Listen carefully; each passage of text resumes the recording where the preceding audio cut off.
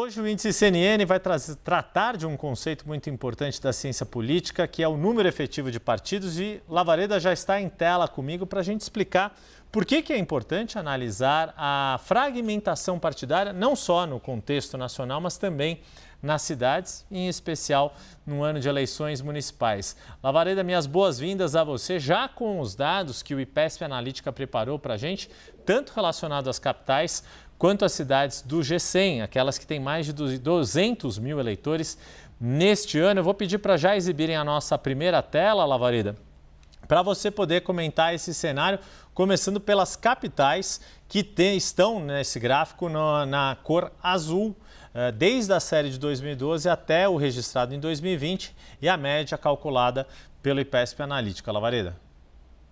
Você vê aí, Yuri, primeiro, boa tarde a você, aos espectadores da CNN, e você vê aí que houve um movimento de número efetivo de partidos. Quando a gente fala de número efetivo de partidos, para que o espectador nosso acompanhe, Yuri, em primeiro lugar, nós temos a fragmentação. O que é a fragmentação? É a distribuição das intenções de voto ou nas eleições do voto efetivo. Como é que ele está distribuído, quais são os percentuais, tamanho desses percentuais obtidos pelos diversos candidatos dos vários partidos que disputam aquela eleição. Com base nesse cálculo, desse fracionamento dessa distribuição, você estabelece, então, o número efetivo, ou seja, qual é o número de fato de competidores. E aí há essa coisa decimal. Obviamente, quando você vê aí 2012, 3,3, não há 3,3 candidatos, mas isso, do ponto de vista estatístico, é mais ou menos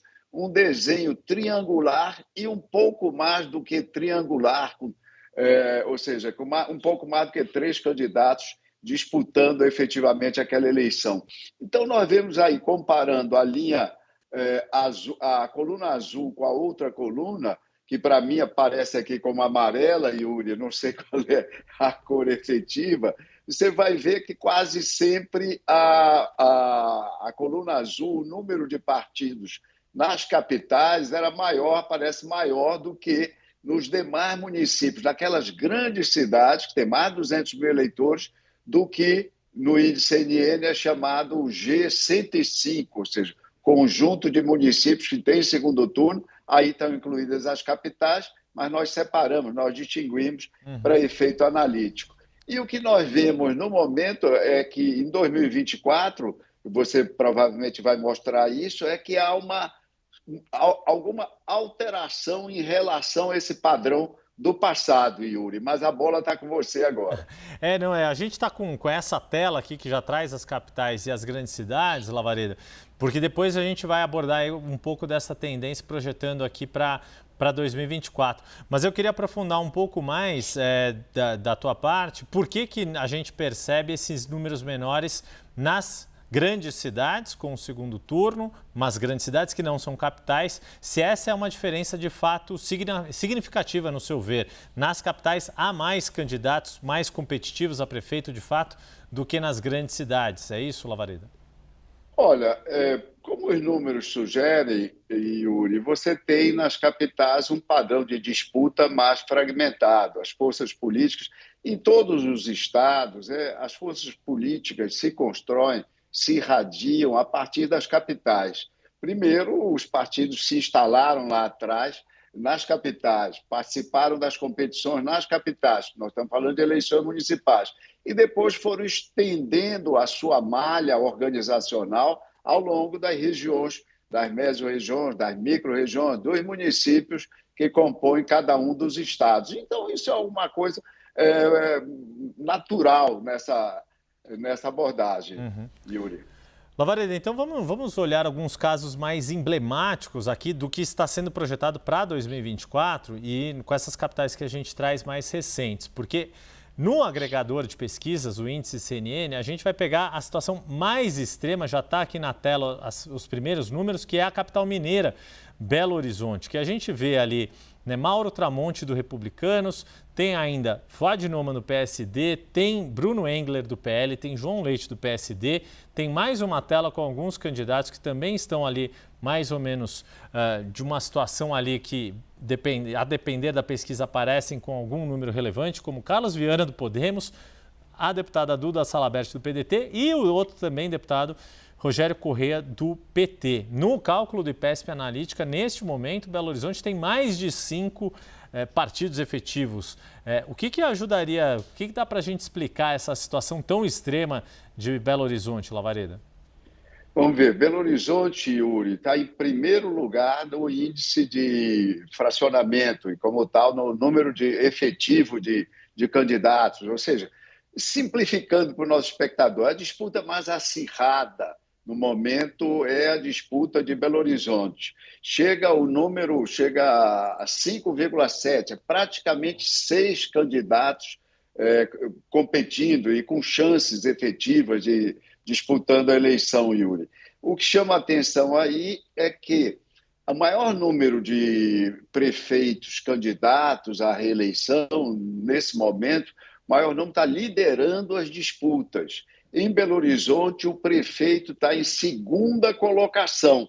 Essa segunda colocação, ou seja, o fato de que, diferentemente dos demais incumbentes, o prefeito de Belo Horizonte não tem uma liderança muito expressiva, e por isso provavelmente atraiu o maior número de competidores e a distribuição de preferências entre esses competidores hoje torna a vida eleitoral do prefeito mais difícil. E Belo Horizonte lidera. É bem o oposto do que você vai mostrar adiante. É isso, acho que vai ficar muito claro isso que o Lavareda está explicando quando a gente trouxer os dados da capital pernambucana, Recife, que é de onde Lavareda fala conosco hoje, que é das capitais com menor número efetivo de partidos neste momento da pré-campanha.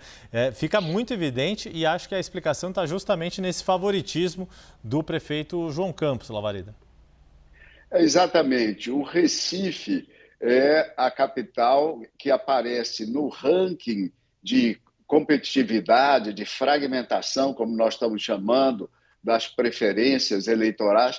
Lembrando que nós estamos sempre lembrando, ainda falta aí 3 meses, praticamente, agosto, setembro e outubro, um pedaço de julho, quase 3 meses até a eleição, não é, Yuri? Ou seja, tem muita água a rolar sobre a ponte, como nós insistentemente lembramos aqui semanalmente. Mas o Recife vem no ranking em penúltima colocação, ou seja, aparece com um número que é 1,6, 1,61.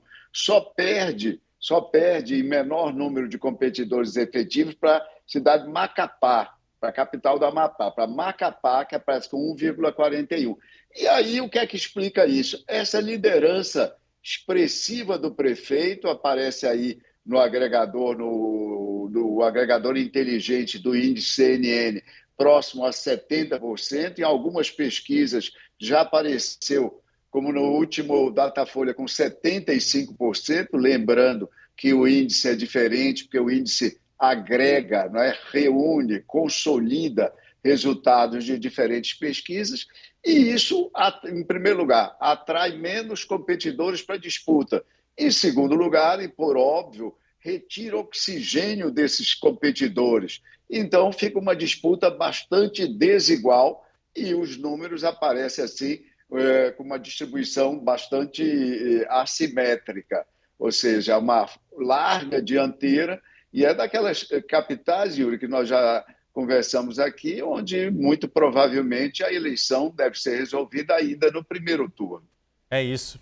Essa é a importância de se estudar esses números da fragmentação partidária, porque ela já nos dá um norte de onde a gente vai ter as disputas mais competitivas e aquelas que a fatura parece já estar muito bem encaminhada. Mas, como disse o Lavareda, a gente ainda está há pouco menos de 3 meses aí a gente está, né, há 3 meses das eleições. Vamos ter convenções partidárias a partir do fim deste mês de julho e aí esse cenário vai começar a se depurar e, claro, Antônio Lavareda, sociólogo, cientista político e maior especialista em eleições municipais no Brasil, vai estar aqui conosco para nos ajudar a entender o que vai acontecer nessas eleições municipais. Aqui no Índice CNN, toda semana, Lavareda e eu trazemos a análise mais completa e aprofundada da corrida pelas prefeituras e renovo o convite para você ver os dados de todas as capitais e cidades com mais de 200 mil eleitores no site do Índice CNN e acompanhar o nosso quadro semanal aqui e no YouTube da CNN Brasil. Lavareda, muito obrigado pela participação de toda semana. A gente se vê na semana que vem. Um abraço e até lá, Yuri.